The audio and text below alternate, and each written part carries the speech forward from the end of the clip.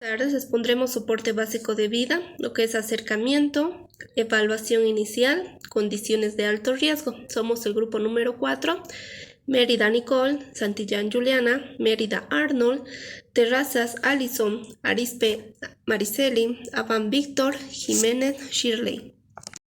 Mi nombre es Alison Terrazas y voy a hablar del acercamiento. El acercamiento consiste en el primer contacto que se da con la víctima.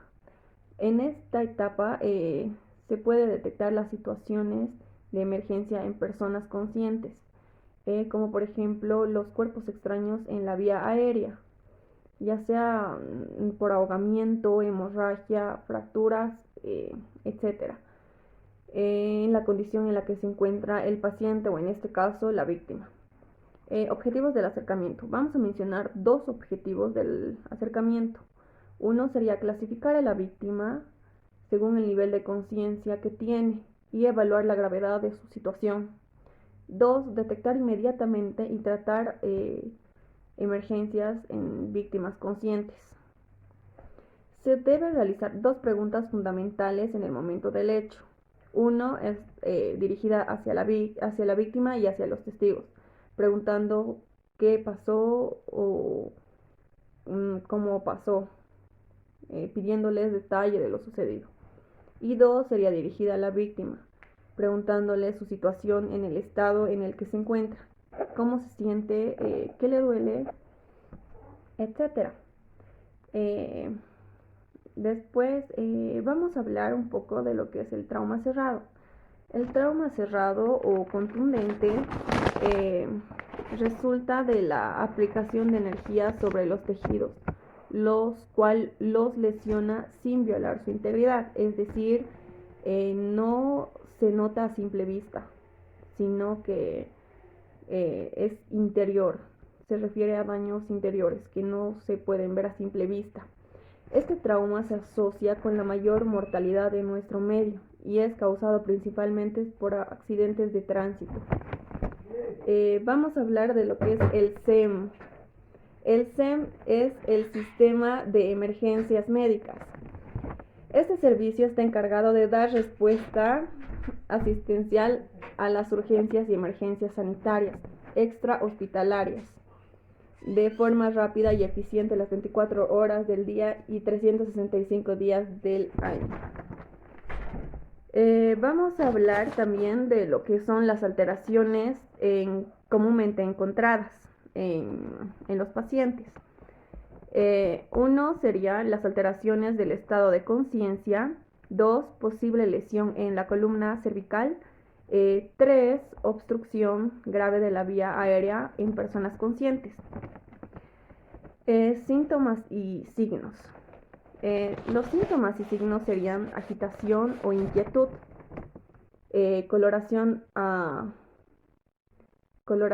azulada, cambios del estado de conciencia, evaluación y complicaciones. Pues serían la confusión, dificultad para respirar, pérdida del conocimiento. Las hemorragias. Las hemorragias son una salida de sangre de las venas, arterias o capilares, por donde circula especialmente cuando se produce en cantidades muy grandes.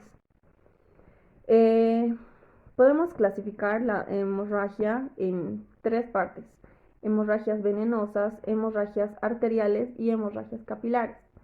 Las hemorragias venenosas son el sangrado que se produce por alguna vena lesionada.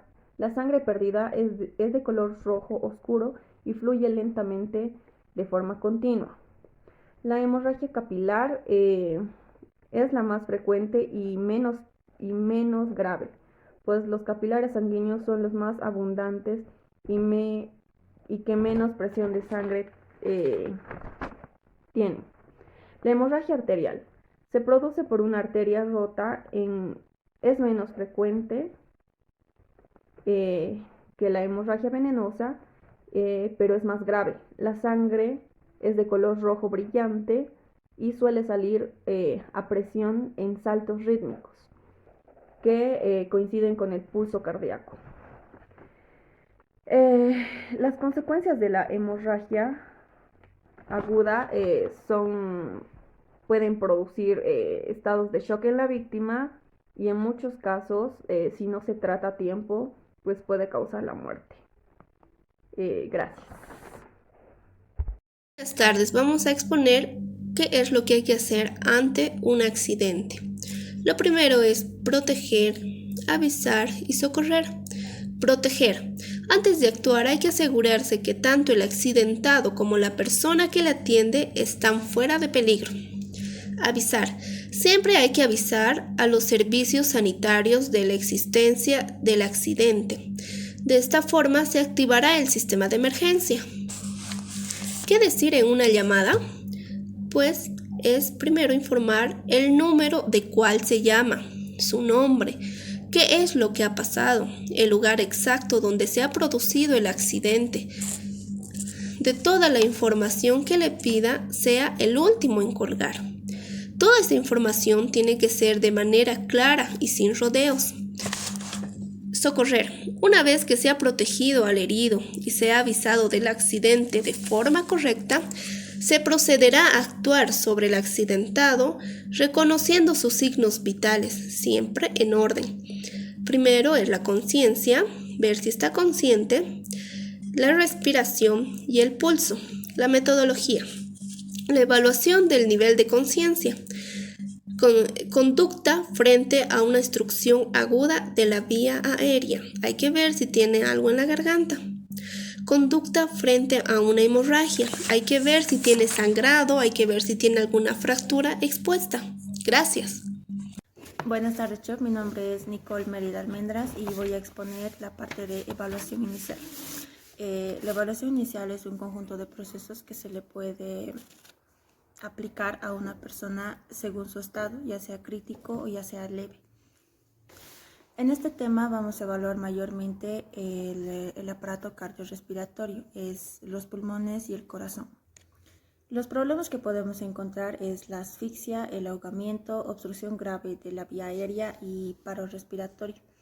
La asfixia es que puede llegar a ser por cuerpos extraños, intoxicaciones y falta de oxígeno. En los problemas de asfixia y ahogamiento lo que podemos hacer es la maniobra de Sheik, que consiste en poner la cabeza hacia atrás, abrir la boca y introducir los dedos para ver si está al alcance lo que está obstruyendo la respiración. Si eso no llega a funcionar, entonces lo que podemos hacer es la maniobra de Heimlich. Eso es agarrar un puño, poner la mano derecha o la mano con la que llegue a escribir, poner una mano encima y apretar en la parte de la boca del estómago con fuerza hacia la persona. Si la persona está sola, entonces lo que puede hacer es agarrar una silla y con la silla empujar con su propio peso hacia adelante. Y eso va a hacer que los pulmones, tanto como el corazón, se compriman y haga una presión, una fuerza que pueda llegar a expulsar lo que está obstruyendo la vía respiratoria. Otro método que podemos aplicar es el RCP, que es la resucitación cardiopulmonar, que consiste en echar al paciente en el piso y medir en 3 partes la parte del esternón. Tener mucho cuidado porque el esternón tiene una terminación en forma de pico, de puntita, y eso hay que tener cuidado en punzar y que se entre, porque puede perforar cualquier órgano que está dentro. Medimos en 3 el esternón y en la parte del medio, en las mujeres en el medio de los senos, en los varones también, poner una mano encima de la otra, la mano derecha y la mano izquierda encima, y hacer compresiones, 30 compresiones, 2 respiraciones. Y para los niños es solo con una mano y para los bebés es con 2 manos. Mi nombre es Mariceli Arispe Cano. Voy a exponer trabajos en cocina, factores de riesgo y medidas preventivas. Los accidentes relacionados con trabajos en cocina son bastante frecuentes. La cocina son áreas de trabajo que implican una serie de riesgos que pueden dañar la salud de los trabajadores. La mayoría de estos riesgos se puede evitar con una correcta organización y formación del personal. Debe disponer de un plan de emergencias y evacuaciones por personal capacitado, así como señalizaciones y demás.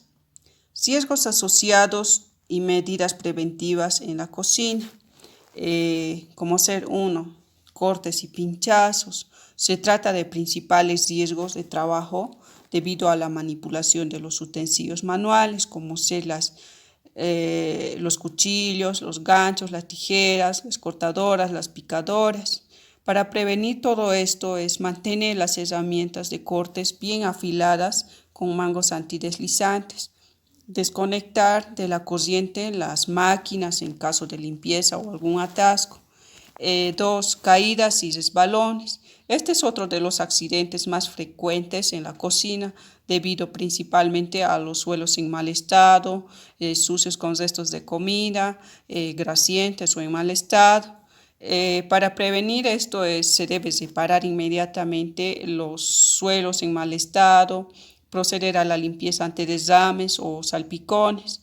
Para eso debemos usar siempre los calzados antideslizantes para prevenir las caídas. 3. Golpes y caídas de objetos. Este factor de riesgo viene por falta de orden y organización de los trabajos en cocina. Para evitar todo esto es mantener puesto de trabajo limpio y ordenado, almacenar correctamente los utensilios, colocar objetos pesados en estantería. 4. Contacto, término y quemaduras. En la cocina, las superficies calientes, como ser los fogones, hornos, las freidoras, son factores de riesgos que provocan las quemaduras. Para prevenir todo esto es no echar agua en sartenes calientes o en llamas, utilizar guantes, chaquetas o mandiles para evitar las quemaduras, siempre utilizando la indumentaria necesaria. 5. Contaminación acústica. El ruido es otro de los riesgos más comunes en la cocina, ya sea de varios aparatos, el pequeño menaje de cocina, el tono de voz de los mismos trabajadores. Para prevenir todo esto es utilizar protectores auditivos.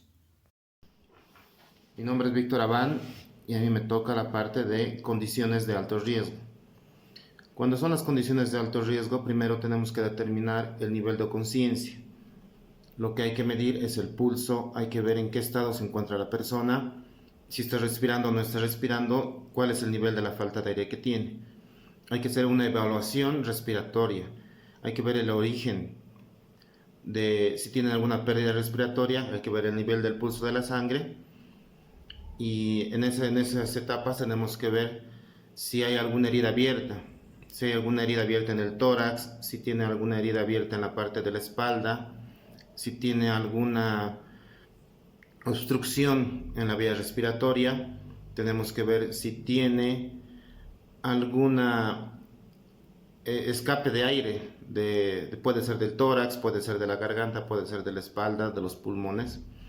Entonces tenemos que hacer una inspección manual, obviamente con mucho cuidado. Si tiene el tórax inestable, esto quiere decir que tal vez en algún momento las costillas han podido quebrar, han podido romperse, entonces eso ha afectado a que perfore alguna parte vital del sistema respiratorio. Tenemos que estar en un área ventilada, tenemos que tratar de darle mucho aire y ponerle a la persona en una posición cúbito-dorsal y siempre fijándonos la presión sanguínea que él tiene, ¿no?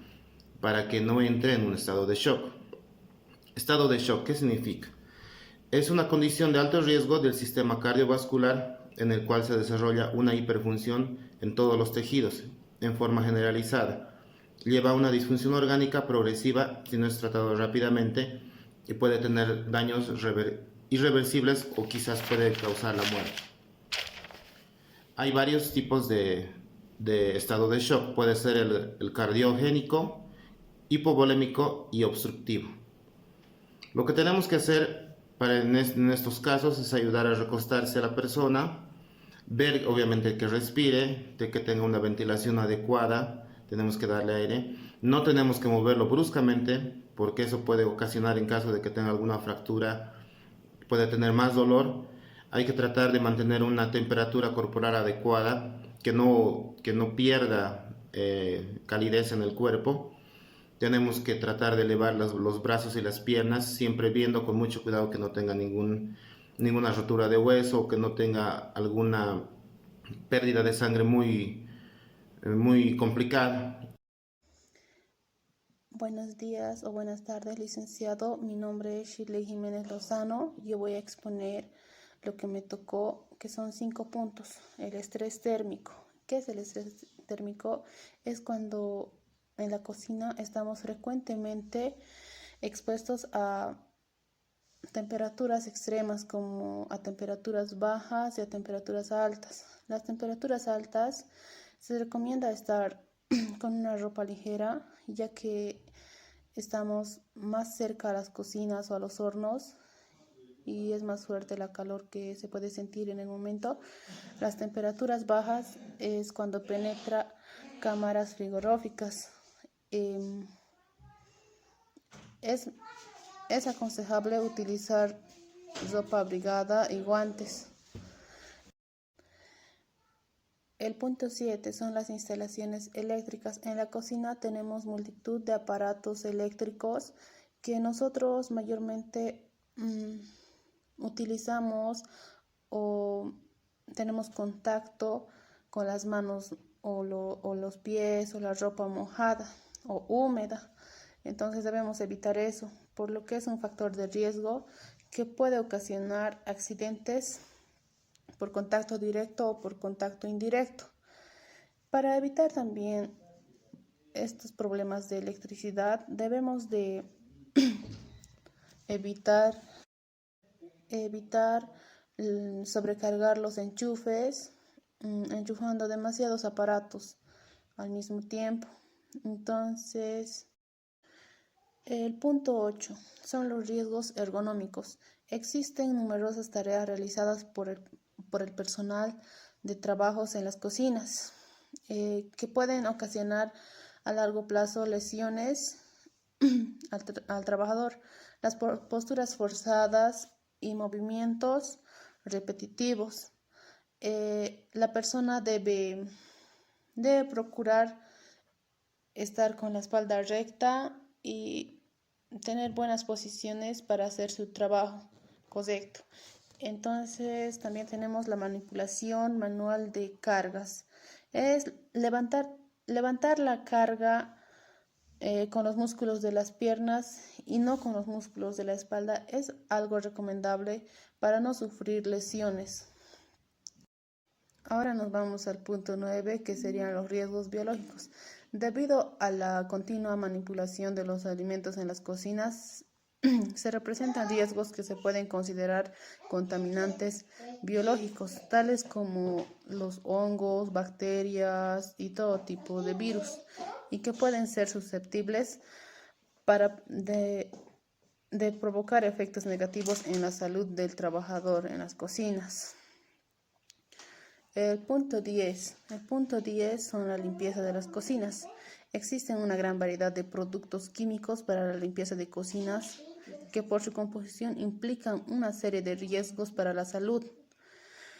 Las medidas preventivas serían antes de utilizar el producto, lea detenidamente la etiqueta para asegurarse que esté bien el producto, mantenga esos productos en su envase original.